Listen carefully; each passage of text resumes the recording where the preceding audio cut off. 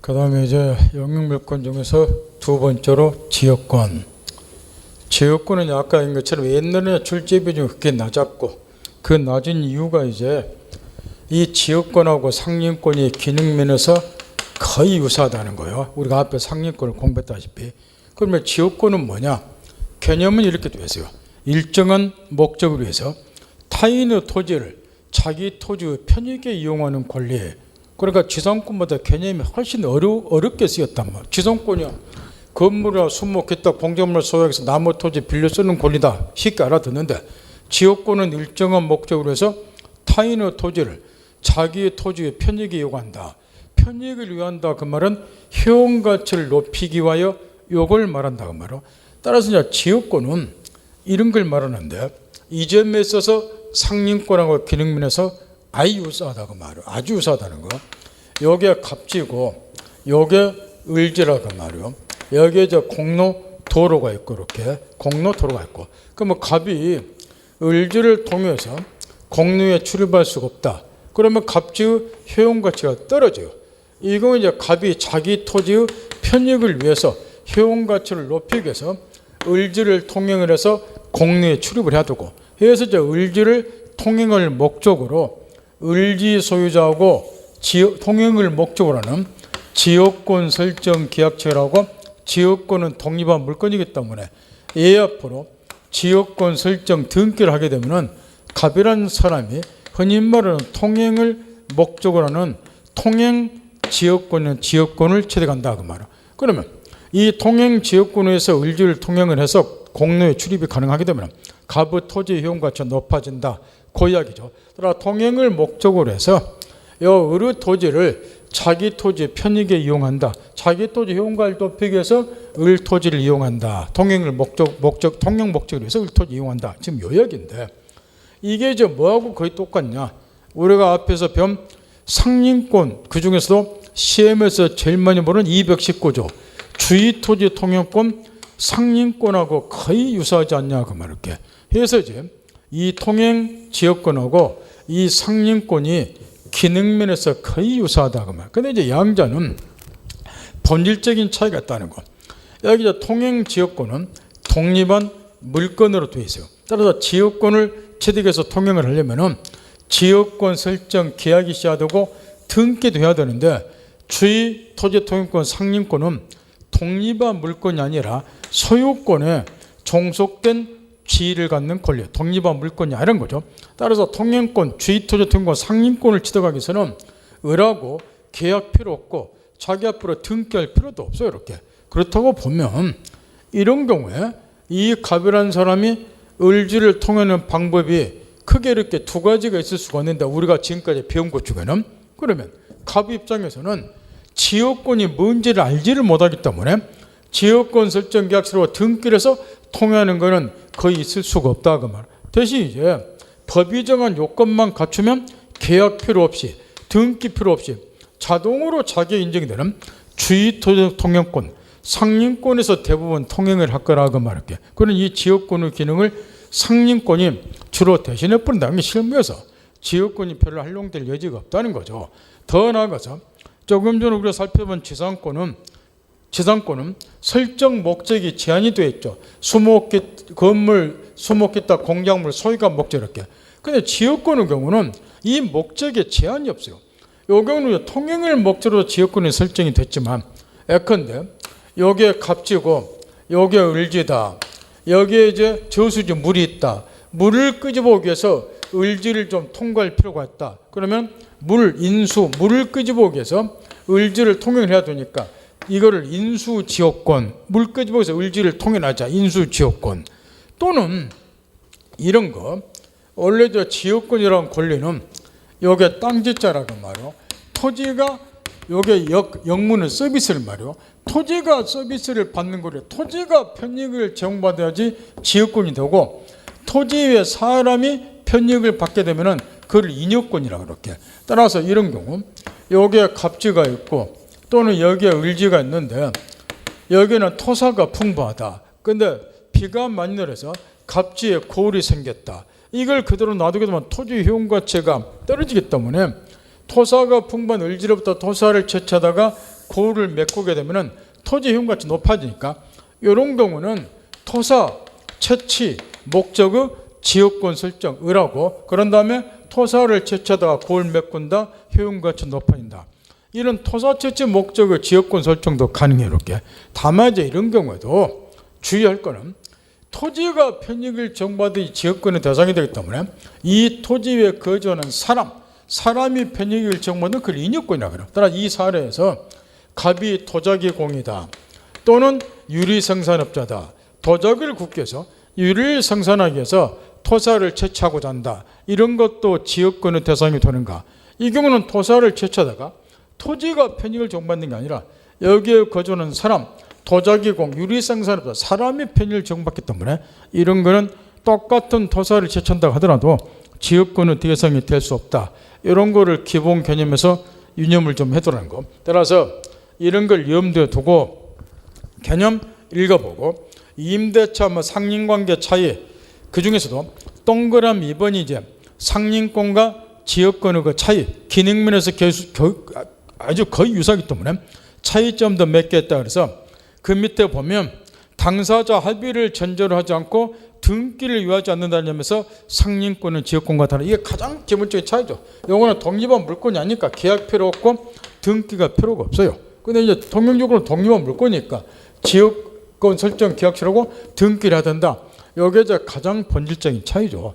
더 나아가서 여기 이제 지역권은 소멸시효기 한 20년 앞에 하는 것처럼 20년 동안 권리행사 안 하면 시효로 소멸이 돼요. 이렇게. 그러나 여기 상린권이라고 하는 것은 토지가 인접해 있는 한 아무리 권리행사를 하지 않더라도 상린권은 소멸시로 소멸될 일이 없고 더 나아가서 여기 이제 주의토지권 상린권 같은 경우는 주의토지 이용상의 변화에 따라서 통행료를 얼마 이제 바꿀 수가 있어요. 근데 지역권이 딱 설정이 돼버리면 요거는 고정이 돼버려. 그래서 이런 몇 가지 기본적인 차이가 있고 그 차이점은 앞에 상린권 또 218페이지 쓰였으니까 되돌아가서 한번 읽어보고 그 다음에 이제 법적 성질에서 지역권도 물권이다. 그 다음에 토지의 편익에 이용이 돼야지 지역권의 대상이 되고 토지 위에 거주하는 사람이 편익을 동받으면 인여권이 돼버린다. 아까 예 들어줬으니까 그런 걸 염두도 속지 않도록 하고 뒤에 넘겨서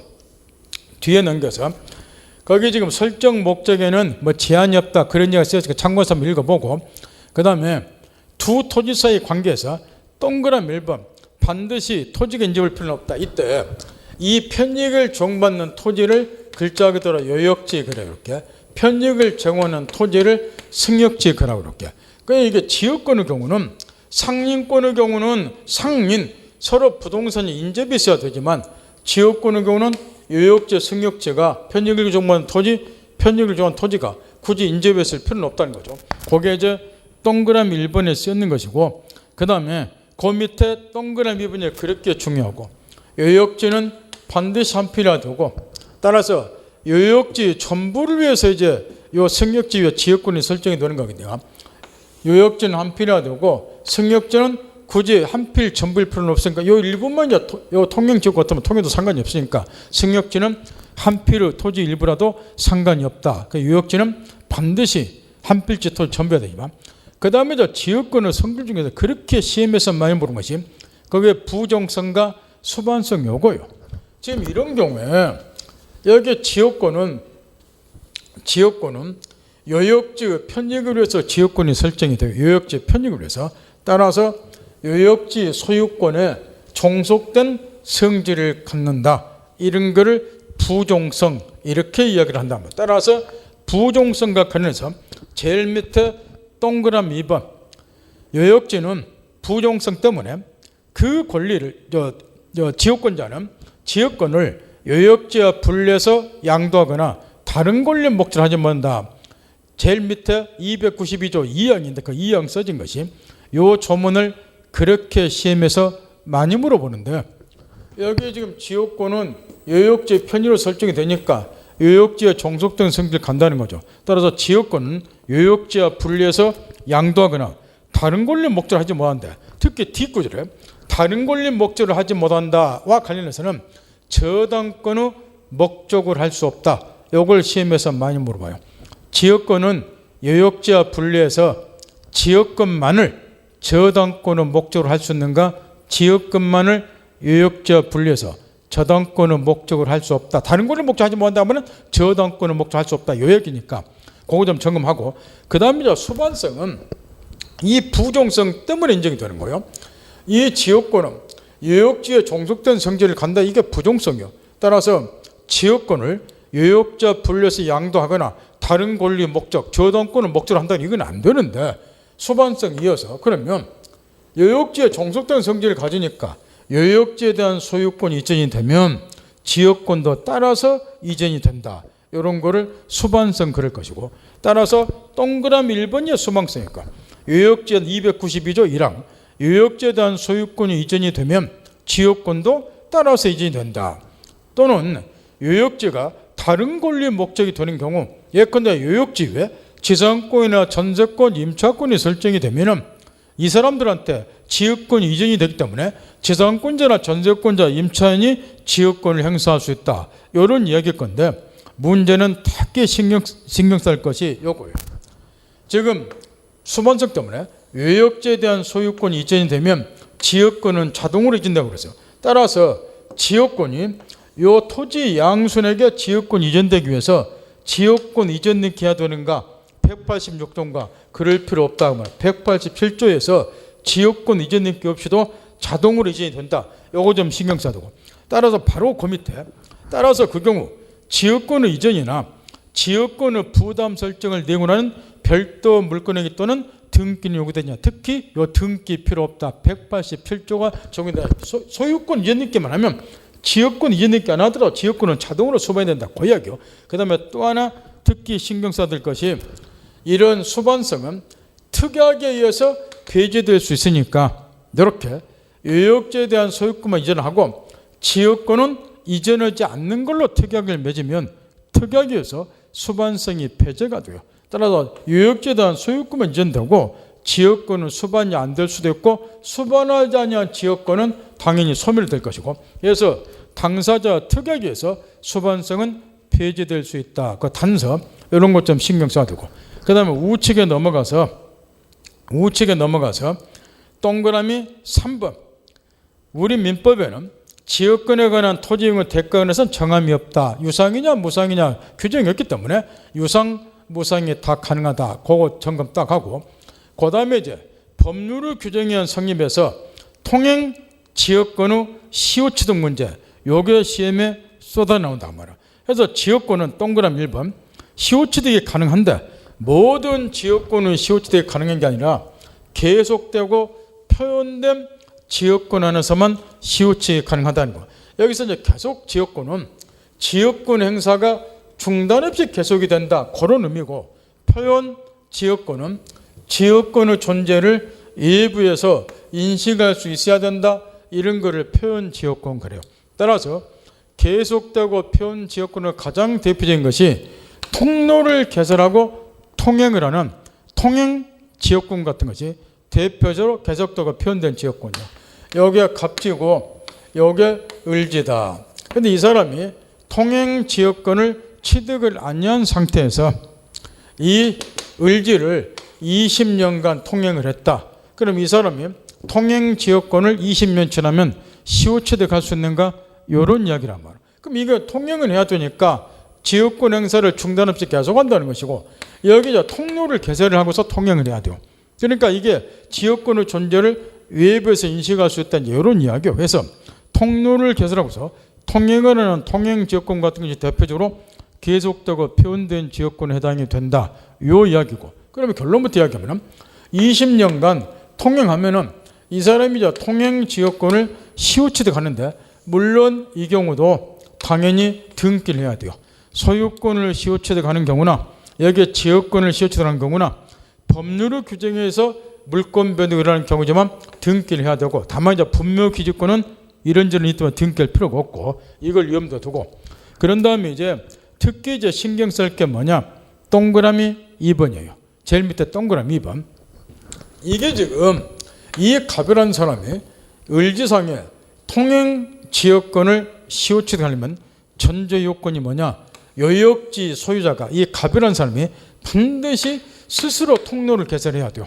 따라서 타인이 개설하는 통로를 20년간 무담시 통행한 것만 가지고는 통행지역권을 시효치도 못하고, 통행지역권을 시효치하려면 요역지 소유자가 직접 통로를 개설할 것, 이게 첫 번째 전제 요건이요. 따라서 요역지 소유자가 동그라미 2번, 요역지 소유자가 직접 통로 개설해야 돼요. 이게 전제 요건이에요. 승역지에 통로를 개설하고 그 일을 다님으로써 승역지를 계속해서 이용하는 객관적 선택가 20년간 계속이 되면 요역지 소유자는 통행지역권을 시효치돼 갈 수 있는데, 이때 제일 밑에 이 경우는 등기를 해야 된다. 요거 조심해야 되고, 그 다음에 지역권을 취득하니까.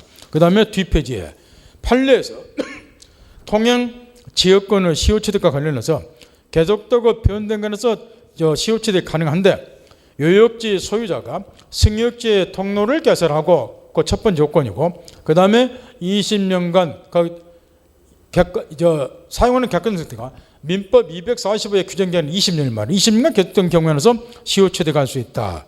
그 다음에 중요한 판례 하나가 이제 거기에 빠졌는데, 그게 뭐냐 그러면, 여기 통행지역권을 시효취득하는 경우에도 요역지 소유자, 기타 토지 사용권자만이 통행지역권을 시효취득하고, 요역지 불법 점유자 이런 자들은 통행지역권을 시효취득 못하니까, 요게 이제 앞에서 배운 뭐하고 똑같은 판례냐 그러면 주의 토지 통행권하고 똑같은 판례.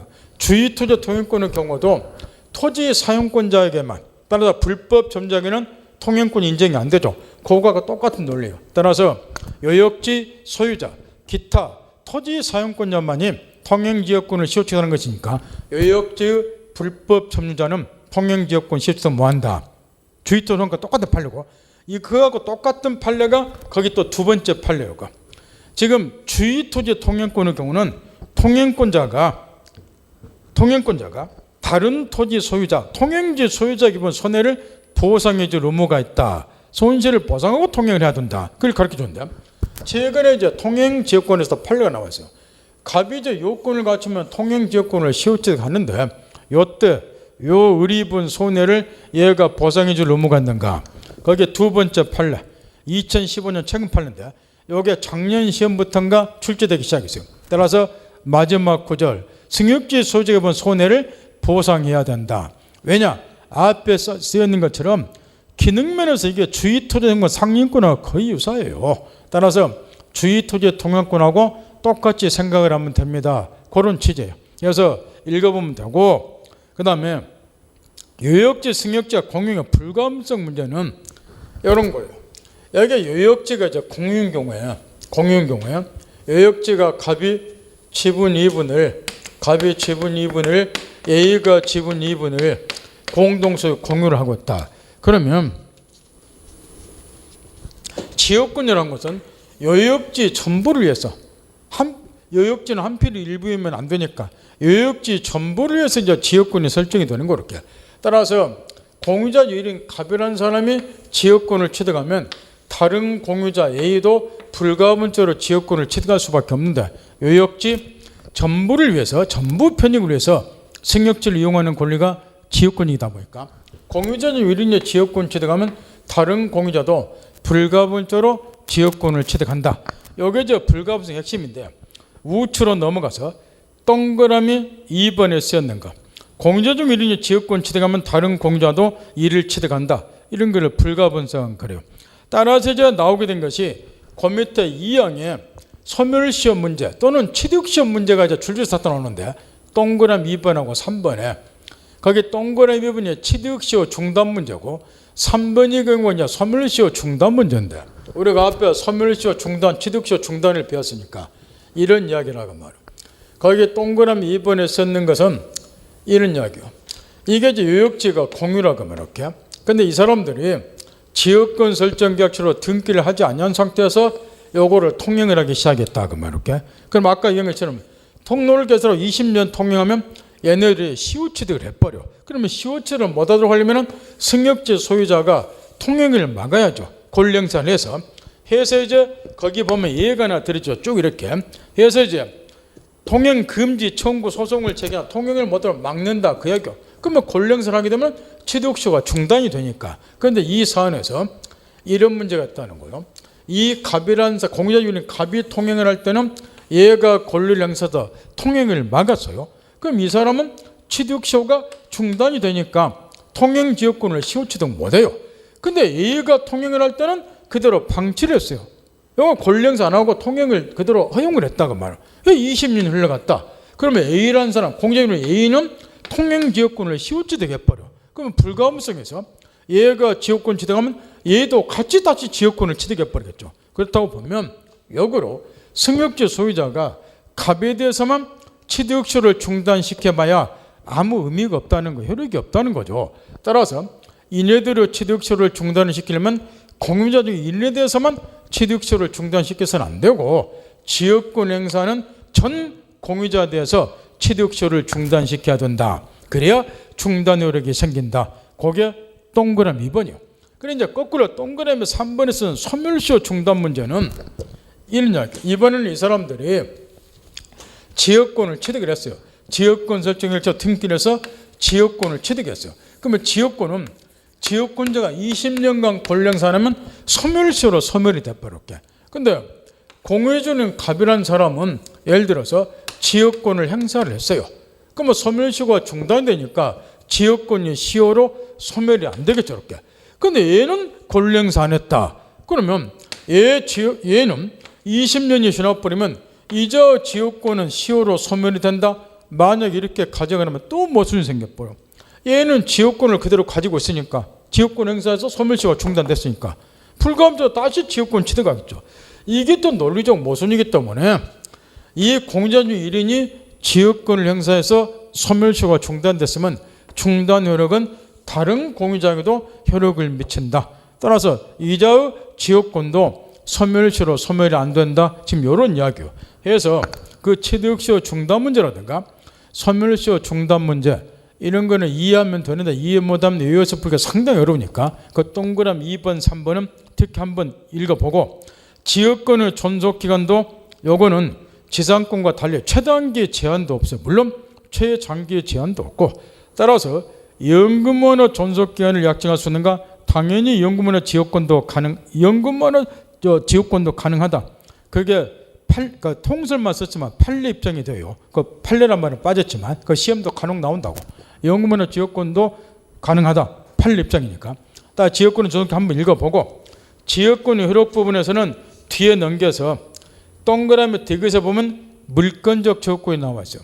우리가 앞에 물권적 지역권 공부를 할 때 물권적 지역권은 침해의 태형에 따라서 반환 청구, 방해제거 청구, 방해방 조건 세 가지가 있다 그랬는데 그 중에서도 점유가 수반되지 않으면 물권은 점유 침탈이 있을 수가 없으니까 물권적 반환 조건이 인정이 안 된다 그랬는데 그게 대표적으로 저당권하고 지역권이라고 했죠. 그게 나와 있어요. 이게 아주 중요한데 제일 밑에 동그라미 B번 지역권은 점유를 수반하지 않으므로 물권적 조건이어서 반환 조건이 인정이 안 되고 저당권하고 똑같이 방해적하고 방해방 촉발 인정이 된다. 제일 밑에 동그라미 B번 그것만 좀 신경 써두고 이게 왜 이런 이야기가 나오냐 그러면은 지역권은 또 지상권하고 차이점 중 하나가 뭐냐 그러면 우리가 앞전에 간다면 지상권은 의뢰한 놈의 갑의 토지를 빌렸다 그러면 존속기한 내에서 지상권자만이 토지를 독점해서 사용을 해요. 토지 소유자 빌려준 사람 지상권 설정자는 토지 사용을 못해요. 근데 지역권은 지상권과 반대로 토지의 공동이용의 특색이라는 거예요. 무슨 얘기냐 그러면은 이 갑이라는 사람이 을지 위에 통행지역권을 취득했다 치자 그 말이에요. 그러면 이 갑이라는 사람이 통행지역권을 취득했다 그래서 요 승역지를 1년 12다 24시간 360일 잠단다고 왔다리 갔다리 할 일은 없다고 말이야. 따라서 승역지 소유자 을도 갑의 통행을 방해하지 않는 범위에서는 요 승역지조사도 공동으로 이용할 수 있단 말이야. 지역권자만이 독점해서 사용하는 거 아니라고 말이야. 따라서 이 승역지를 제3자가 침탈해 갔을 때 내가 이 토지의 지역권 가지고서 나에게 반환하라 요거는 안 된다. 얘가 독점해서 사용하는 것이 아니기 때문에 따라서 물권적 반환 촉권 지역권에 기인한 물권적 반환 촉권 인정이 안 된다. 그 얘기니까 그거 좀 점검해두고 나머지는 뭐 읽어볼 필요도 없고 여러 개 있으면 한번 읽어보시든가. 그 다음에 305페이지 넘어가서 전세권과 관련해서 여기 전세권은 아까도 서두에서 이야기했다시피 옛날과 달리 출제 경향이라든가 많은 것이 바뀌었기 때문에 지금 이제 심도 있게 공부를 해야 된다는 것. 옛날에는 전세권이 실무선으로 별로 활용이 안 됐기 때문에 중개업자가 극단적으로 전세권 몰라도 중개했는데 요즘에는 전세권이 많이 활용이 된다. 그 이유가 이런 것들이니까 전세권에 관해서 그 배경을 좀 이해를 해야 돼요. 먼저 이제 이 전세권은 용익 물건으로 되어 있는데 이거하고 비스무리한 것이 지금도 시중에서 가능성을 가지고 있는 전세 계약이라고 하는 게 있어요. 요거하고는 구별을 칼같이 해야 된다는 거. 여기 이제 전세 계약이라고 하는 거는 이런 걸 말한단 말이에요. 갑이 건물 소유자 빌려 쓰고 싶다. 그러면 전세 계약이라고 하는 게 옛날에 책을 많이 했죠. 물론 이 경우는 등기는 안 해요. 이렇게. 그 다음에 전세금, 실제로는 보증금인데 전세금이라고 명칭을 붙이고 한 1억 원을 주고 그 다음에 기간 끝날 때까지 이걸 전세권자라고 이제 일반 국민들은 부른단 말이에요.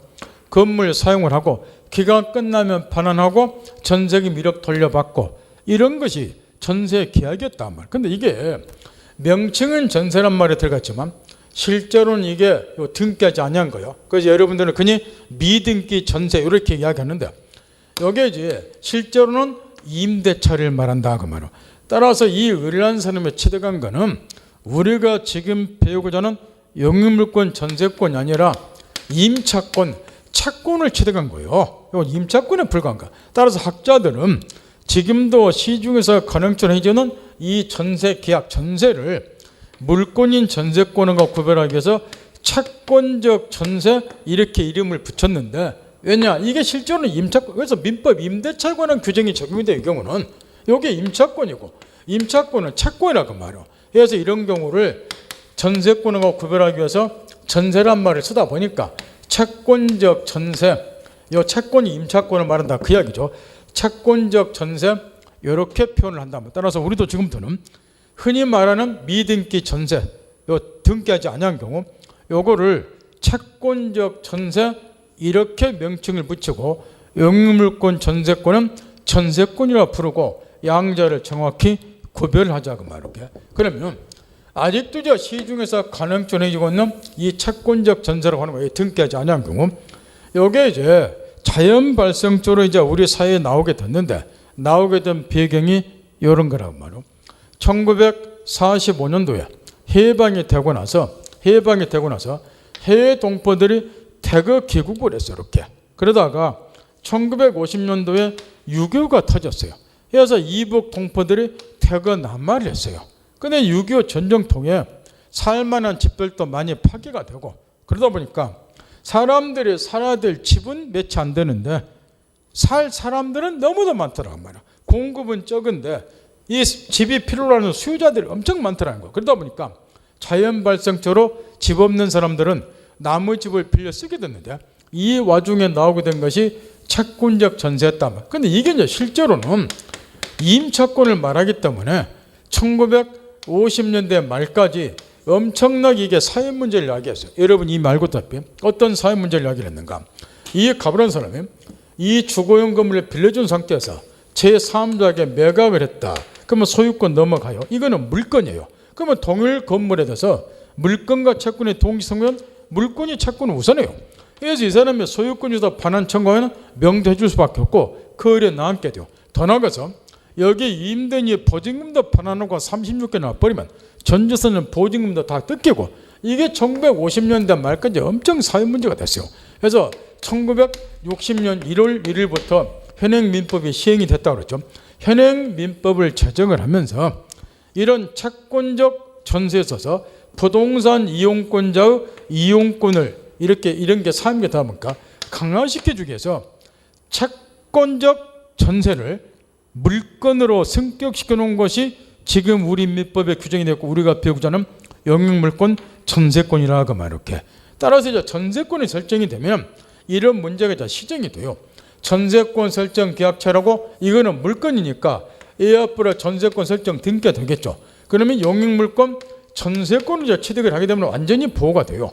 혹시라도 이 값이 똑같이 이 건물을 병역에 양도해서 소유권 넘어가더라도 요거는 물권이기 때문에 절대권이요. 얘가 소유권 주자 반환 청구를 하더라도 전세권이 먼저 성립했기 때문에 전세권 주장에서 반환 거절해버려. 따라서 기간 만료 시까지 충분히 사용을 하고, 이따 뒤에 나오지만 이렇게 전세 목적물이 양도가 되면은 양도에는 모든 법률상의 주의가 양순에게 승계가 되기 때문에 전세금 반환 채무도 얘한테 승계가 돼요.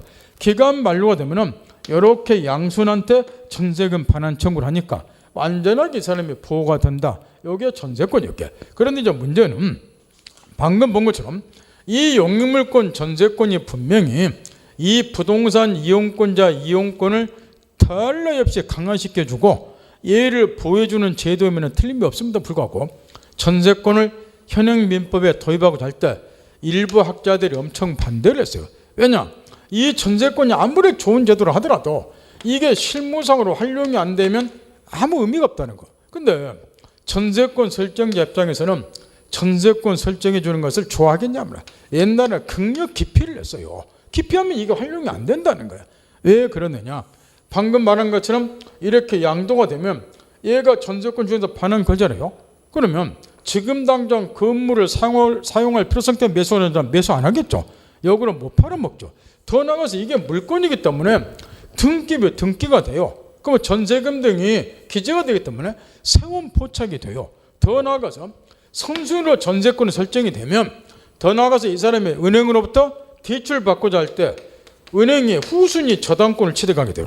그럼 은행은 후순위로 저당권을 취득하고 돈 빌려주는 은행은 거의 없다는 거예요. 대출받는데 지장을 초래하고, 그러다 보니까 전세권 설정자, 바꿔 말하면 건물 소유자 입장에서는 전세권 설정을 기피를 할 거라고 말이야. 그럼 이게 활용이 안 될 거란 말이야. 그럼 아무리 좋은 제도도 활용이 안 되면은 쓸모짝이 없으니까 이 전세권은 도입할 필요 없다. 요리 이야기했는데 반대쪽 학자들이 지금은 그때가 1950년대요.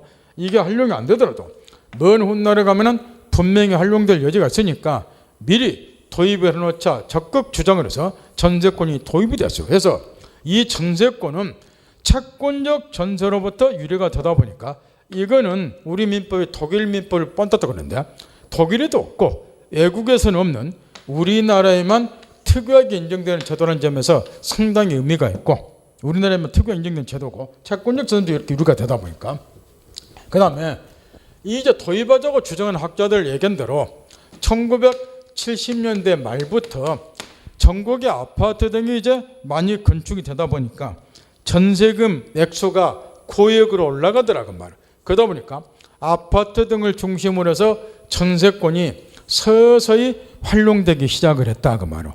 학자들 예상대로.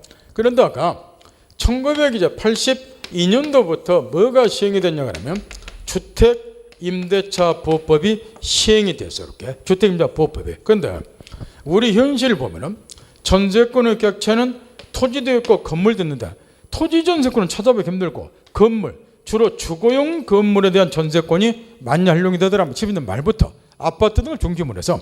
근데 이제 주택임대차 보호법이 82년부터 시행이 되다 보니까 이 주거용 건물에 대해서는 이런 문제가 생겨버리더란 말이야. 주거용 건물에 대해서는 만약 임대차를 했다. 그럼 82년부터는 특별법인 주택임대차 보호법이 적용이 되고, 그 다음에 건물 전세권도 주로 주거용 건물에 대한 전세권이 활용이 됐다고 그랬는데, 이거는 특별법인 주택임대차 보호법이 아니라 우리 민법, 물권법, 전세권에 관한 규정이 적용이 되고 물권이 전세권을 설정이 되면, 근데 어차피 똑같은 주거용 건물을 빌려 쓴다는 거는 양자가 똑같지 않냐 그 말이야. 근데 규율 법률이 이렇게 다르더라. 이건 특별법인 주택임대차 보호법이, 밑에 거는 물권법 전세권이. 해서 이제 주택임대차 보호법을 한 2년 정도 시행을 하다 보니까 이런 문제가 있더라. 해서 84년도에 민법을 6번째로 개정을 하면서 이때 당시에 시행하고 있던 주택임대차 보호법 규정을 대거 전세권에 도입을 했어요. 양자를 동일한 법률에 규율하자 그래서 전세권 공부를 하다 보면 주택임대차 보호법 규정이 여러 개 들었다는 걸 우리가 알 수가 있다 그 말이야. 그 배경은 이런 이유 때문이고, 해서 이제 주택임대차 보호법이 시행이 되다 보니까 주거용 건물에 대해서는 건물 소유자들이 굳이 전세권 설정을 기피할 이유가 없어졌다 그 말이야. 전세권 설정을 기피하더라도, 그래서 임대차 계약 체결을 하더라도 임차인들이 특별법에서 다 보호가 되다 보니까 전세권 설정을 기피할 일이 없어졌다고 말이에요. 그래서 주거용 건물 아파트 같은 경우도 이제는 전세권을 자주 설정을 해주고 건물 소유자 입장에서도 전세권 설정 기피를 안 하니까. 근데 이제 또 한 가지 문제가 뭐냐 그러면은 이 영업용 건물을 빌려 쓰는 영세 상인들, 이 사람들이 이제 종래 법 밖에 방치되어 있었단 말이에요. 이게 이제 상가 건물인 경우는 주택임대법에 적용이 안 돼요. 이게 민법이 이제 규율할 수밖에 없고, 그러면 임차권은 채권이다 보니까 보호가 또 안 되고, 이제 상가 건물을 빌려서 영업을 하는 영세 상인들을 그동안 법 밖에 방치가 돼서, 또 이거는 전세권 설정도 상가 주인들을 또 강력 기피를 했고, 과거에는 그래서 이제 영세 상인들을 포함해서 2001년 11월 1일부터 상가 건물 임대차 보호법이 시행이 되기 시작했어요. 특별법이. 그다음 상가 건물을 빌려서 장사하는 영세 상인들이 이 특별법인 상가 건물 임대차 보호법에서 또 보호가 되더라고요. 그러니까 상가 건물의 경우도 이제는 건물 주인들이 전세권 설정을 기피를 할 일이 없어졌단 말이에요. 기피해서 임대차더라도 임차인들의 상가 건물 임대차법 특별법에서 다 보호가 되다 보니까, 그래서 이제 지금은 주거용 건물이든 아니면 상가 건물이든 특별법에서 다 임차인들이 보호가 되다 보니까 건물 주인들이 전세권 설정을 기피를 안 하게 되고, 따라서 전세권도 자유롭게 설정을 해준다고 말이에요. 그러다 보니까 이제 문제가 하나 있다는 거예요. 그게 뭐냐 그러면은 건물 주인들이 이리 이야기를 한다고 말이에요. 당신이 원하면 내 전세권도 설정해 줄게. 요리 이야기를 해요. 그 전세권 설정하면 계약적으로 등기라든가 등기 비용 같은 것도 소요가 돼요. 몇십만 원씩 들어간다고 이렇게. 그러다 보니까 비용 들어가면서 굳이 전세권을 설정받을 필요가 있는가? 임대차에서 내가 임차인으로만 있더라도 특별법에서 어느 정도 다 보호가 되는데 굳이 전세권을 설정받을 필요가 있겠나? 이게 문제라면. 그러면 이제 빌려 쓰는 사람은 중개업자에게 물어본다고 말이야. 전세권 설정 받게 되면 무슨 장점이 있습니까? 이걸 설명을 해줘야 된다고 말이야. 왜? 건물 주인들이 전세권 설정해 주겠다 그러니까. 아주 뛰어난 장점이 하나가 있어요. 그게 뭐냐 그러면 특별법에서 임차인들이 보호가 되더라도 나중에 보증금 반환을 지차했을 때 임차인들은 임의 경매권이 없어요. 강제 경매를 해야 돼요. 그럼 보증금 반환 청구 소송 제기해서 승소 판결 확정이 되면 이 판결을 집행권을 삼아서 강제 경매를 해야 된단 말이에요. 하세월이에요. 물론 이제 주택임대차 보호법 등에 보증금 반환 청구 소송은 보증금이 얼마인가를 불문하고 소액 사건 심판에서 심판한다 하더라도 1개월 이상이 걸려요. 확정 판결을 받는데 그러면 하세월이라고 말이야. 근데 전세권이 설정이 되면 등기부에 전세금 1억 원이 기재가 되어 있어요. 그러니 굳이 1억 원 전세금을 줬냐 안 줬냐 소송을 통해서 다시 따질 필요가 없다는 거예요. 따라서 저당권과 마찬가지로, 따라서 전세권자는 바로 집행권은 얻을 필요 없이 소송에서 확정 판결 받을 필요 없이 바로 경매가 가능, 흔히 말하는 담보권 실행 경매, 여러분들 잘 쓰는 말로 임의 경매가 가능하다고 말이에요. 이게 가장 뛰어난 장점이에요. 따라서 전세권이 설정이 되면 임의 경매권 행위 된다. 그래서 그 매각된 가지고 전세금을 쉽게 우선 변제 받을 수 있다. 이걸 설명을 해주라면 이게 뛰어난 장점이라는 거예요. 그래서 전세권자가 경매권이라든가 경매장에서 그 매각된 가지고 우선 변제 받는 것이 전세권의 독자적인 존재의이다. 이걸 염두에 두고 이런 배경을 쭉 점검하고 그 다음에 이제 읽어보면 전세권도 있기만 하면 돼요. 특별히 무슨 난유하고 그런 건 없으니까 이런 것들을 이제 읽으라고 말이에요.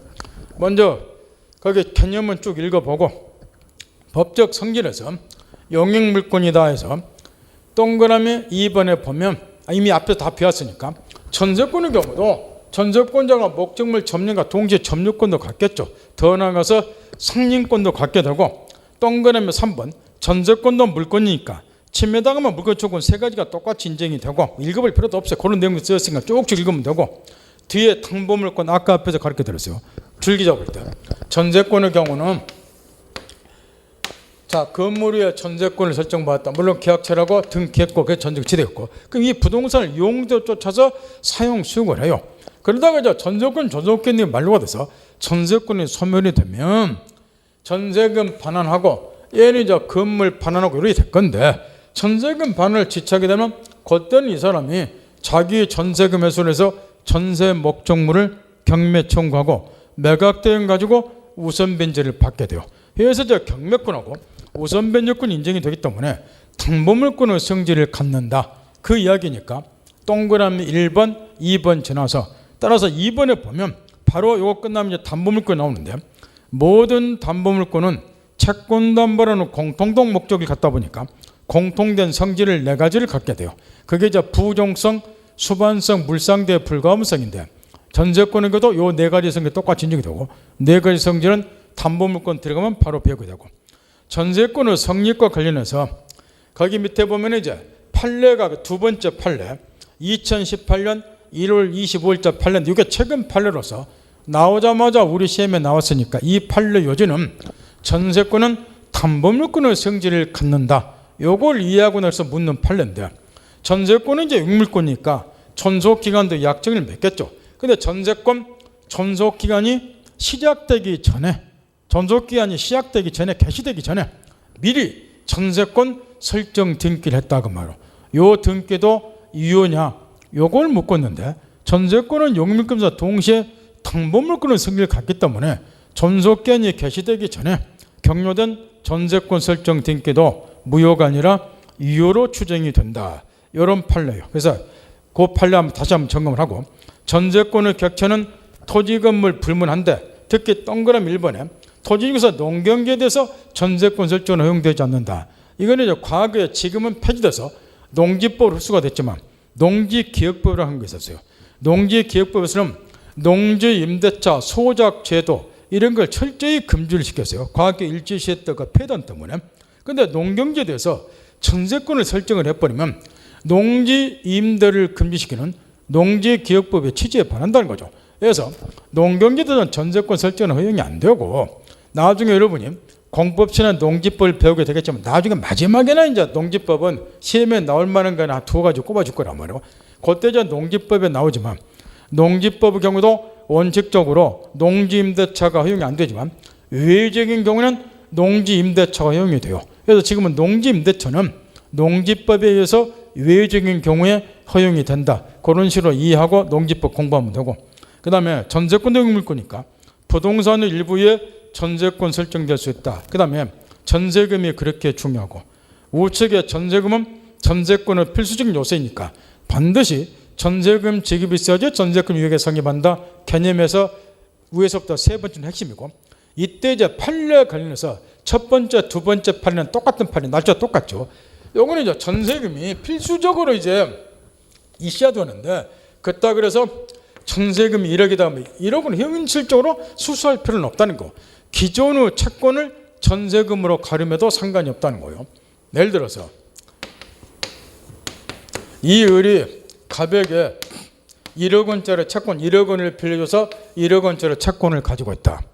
왜 돈을 안 갖길래 요 1억 원 채권을 담보하기 위해서 채무자 소유 건물 위에 전세권 설정 계약체라고 채권자 앞으로 전세권 설정 넣기, 채권자가 전세권을 취득했다. 그러면 현실적으로 1억 원을 주고받은 적은 없죠. 기존의 채권을 전세금으로 가름했죠. 이거는 채권 담보라는 목적 때문에 이제 전세권 설정을 하는 것이고, 이런 경우도 건물에 대한 사용 수익을 완전히 배제하는 것이 아니라면 유역의 전세권이 성립이 돼요. 따라서 기존의 채권을 전세금으로 가름해도 상관이 없다. 첫 번째. 두 번째, 채권담보 목적으로 똑같은 판례인데 설정이 된 전세권도 효력이 있다. 사용 수익을 완전히 배제하는 것이 아니라면, 이런 내용이고, 단답서 자주 물으니까 점검을 꼭 해야 되고, 그 다음에 전세금 증감 청구권 제일 밑에 312조 2, 요거는 이제 전세금이 목적 부동산에 관한 조세, 공과금, 기타 부담의 증감이나 경제사정의 변동으로서 상당하지 아니하게 되는 전세권 설정자는 증액 청구, 전세권자는 감액 청구를 하게 되는데, 요게 주택임대차 보호법을 도입한 규정이라고 합니다. 주택임대보호법 7조에 보면은 차임, 증감, 청구권에 관해 똑같은 규정이 들어있어요. 주택임대보호법 7조에 차임, 증감, 청구권이. 요걸 그대로 도입한 게 전세금, 증감, 청구권이고, 주택임대 공부한 사람은 알겠지만 증액 청구 경우는 약자인 임차인 보호를 해서 원래 약정한 차임 등의 20분의 1 초과해서는 징역처분 무한다. 정해간 날로부터 계약한 날로부터 1년이나 징역처분 무한다. 이렇게 제한하는데 이것까지도 똑같아요. 따라서 거기에 뒷페이지 보면 원래 약정한 전세금은 20분의 1 초과 무한다. 그 다음에 계약의 쓴날 또는 징역한 날로부터 1년 이내에는 다시 징역처분 무한다. 주택임대법 규정하고 똑같다 그 말이에요. 따라서 전세금 증감 청구권은 84년도에 민법 6번째로 개정하면서 주택임대 이때 당시 시행되었던 주택임대법 규정을 도입을 해서 이런 걸 규정을 했기 때문에 공부한 사람은 주택임대법 차임증감 청구권하고 동일하고 넘어가 버리면 되고, 그 다음에 전세권은 존속기한도 예로 몫인가 꼭 읽어야 돼요. 요거는 지상권 지역권과 달리 최장기 제한이 있어요. 10년 이렇게 전세권만큼 이렇게. 그래서 특히 존속권이 중요하니까. 그 다음에 건물 전세권의 경우는 원래 주거용 건물에다 전세권이 설정이 되다 보니까 이것도 마찬가지요. 84년 당시에 시행이 된 주택임대법 규정을 도입해서 건물 전세권자를 보호해서 건물 전세권만 최단기 1년 이상으로 하라. 이런 제한이 있어요. 따라서 우측에 넘어가면 가로친 3번 특기 유념하라 그 말이야. 건물 전세권자를 특별히 보호하기 위해서 84년도에 주택임대법을 도입을 해서 두 가지 거를 규정을 해놨어요. 토지 전세권의 경우는 적용이 안 되고 방금 말한 것처럼 최단기 1년. 지금 현재 주택임대법은 최단기가 2년인데 주택임대법은 89년도에 개정하면서 옛날에는 최단기 1년이었는데 2년 늘려놨어요. 근데 84년 당시 주택임대법을 도입을 하다 보니까 건물 전세권은 1년 이상으로 돼 있단 말이야. 지금 주택임대법은 최단기가 2년이지만 이런 차이는 있고, 그 다음에 주택임대차 보호법에 보면 법정갱신제도가 규정이 되어 있어요. 법정갱신제도가 뭐냐 그러면 존속기간 만료 전 6개월부터 1개월까지 전 사이에 임대인이 갱신거절을 통지 등을 하지 아니하면 전 임대차와 동일 조건으로 계약은 자동 갱신된 걸로 본다. 여기 저 주택임대보호법 6조에 나와 있는 법정갱신제도인데 요거를 그대로 도입한 것이 건물 전세권의 법정갱신제도라고 말이에요. 따라서 전세권 설정자가 존속기간 만료 전 6개월부터 1개월까지 전 사이에 갱신거절을 통지를 하지 않으면 전 전세권과 동일 조건으로 계약은 자동 갱신된 걸로 본다. 이게 저 법정갱신제도예요. 그런데 이것도 현재의 주택임대법상 법정갱신제도는 지금은 이제 약간의 차이가 있어요. 요거는 몇 번 개정이 되다 보니까 여기 주택임대법은 1개월 전까지 임차인 쪽에서 갱신거절을 통지하지 않은 것도 법정갱신이 되고, 전세권의 경우는 설정자 쪽에서 갱신을 통지하지 않은 건 법정갱신이지만, 그 다음에 요거는 존속권은 어떻게 되는가? 옛날에는 기간을 정하지 않은 걸 봤는데 지금은 최단기 2년으로 봐요. 주택임대법 법정갱신은. 근데 민법 건물 전세권의 법정갱신은 옛날 주택임대법을 도입하다 보니까 여전히 존속기간은 법정갱신의 경우에 존속기간은 정하지 아니한 것으로 본다.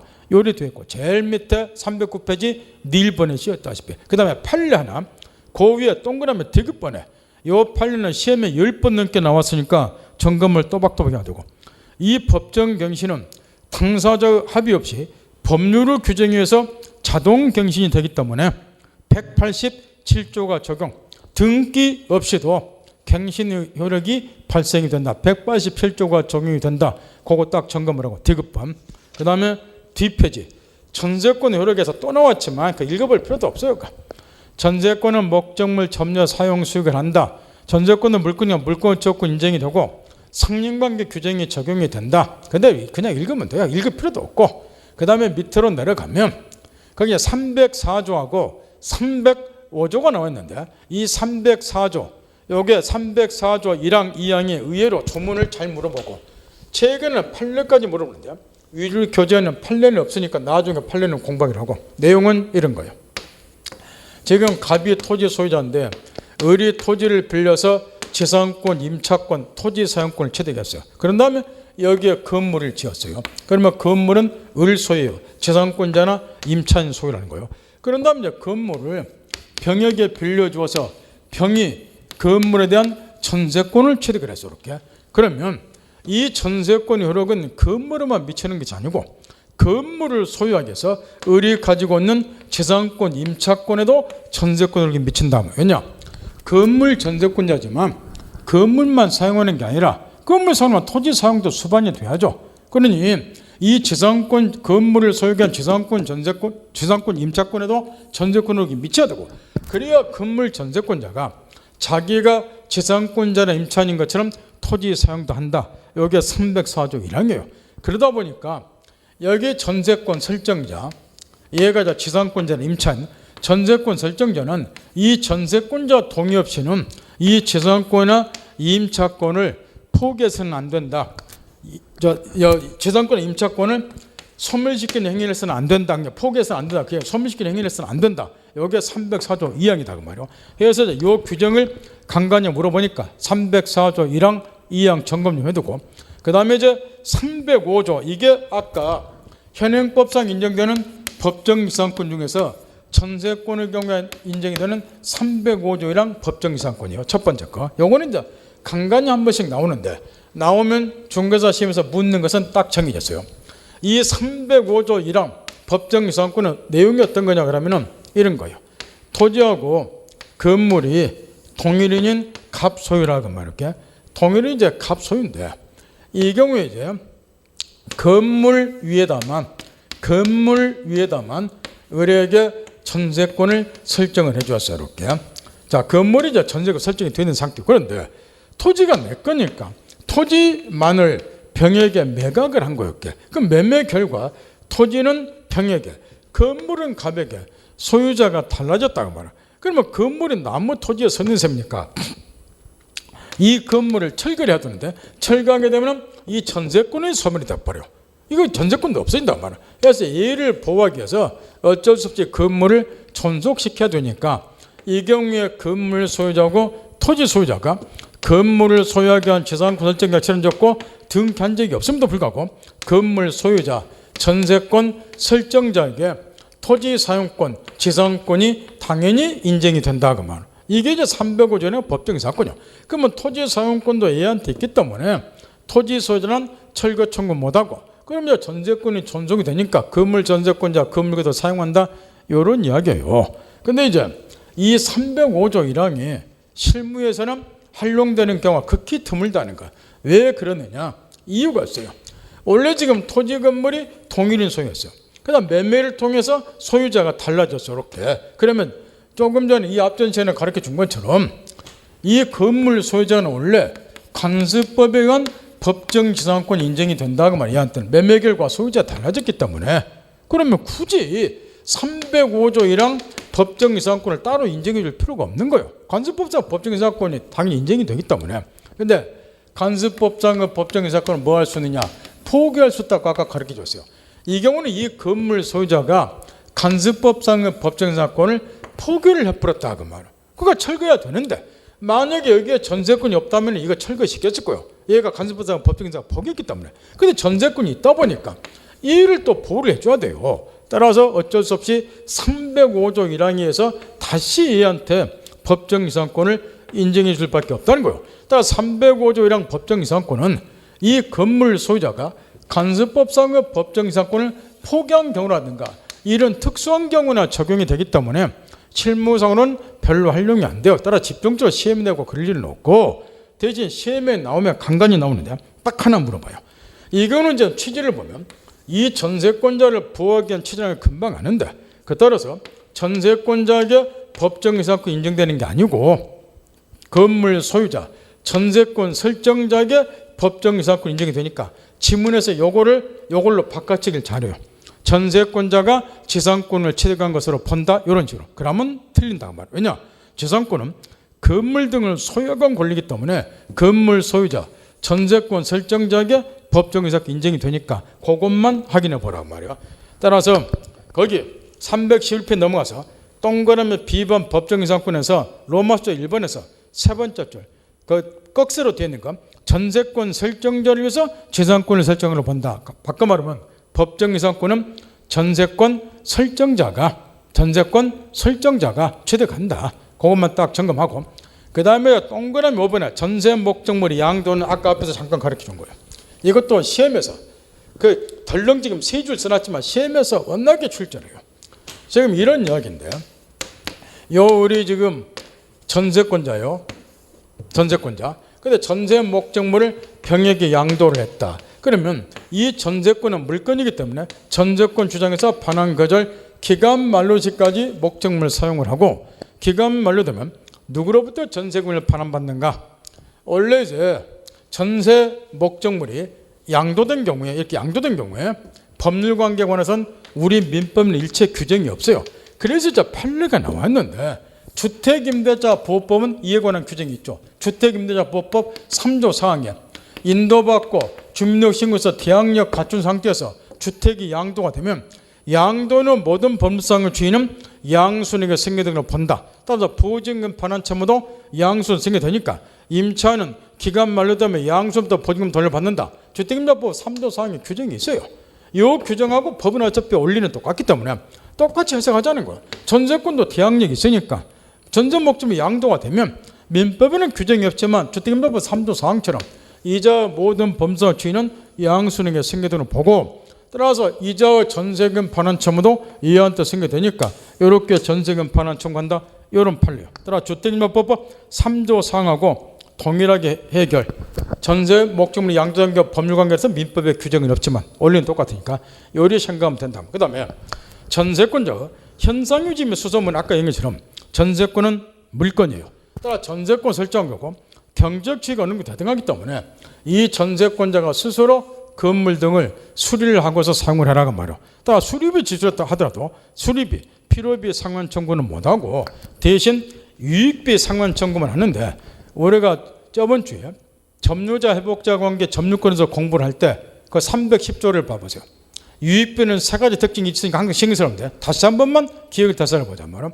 가액의 증가가 현존한 경우, 유익비는 목적물 객관적인 증가시 지출한 비용이니까. 그 다음에 지출 금액과 증액 중 하나를 선택하는데 선택은 항상 상대방 한다고 가르쳐 줬어요. 전세권자 지출한 자 말고 여기 소유자, 설정자, 이자가 둘 중에 하나 선택을 하고, 그 다음에 유익비에 대해서는 필요비가 달리 소유자 청구에서 상당한 상환 기간을 허용할 수 있고, 이 세 가지 특징 똑같으니까 다시 한번 점검하고, 그 다음에 DPG 넘겨서 전세권의 처분, 요건 이따가 조금 설명해야 될 게 있으니까 좀 쉬었다가 다시 하기로 하고 좀만 쉬었다 하죠.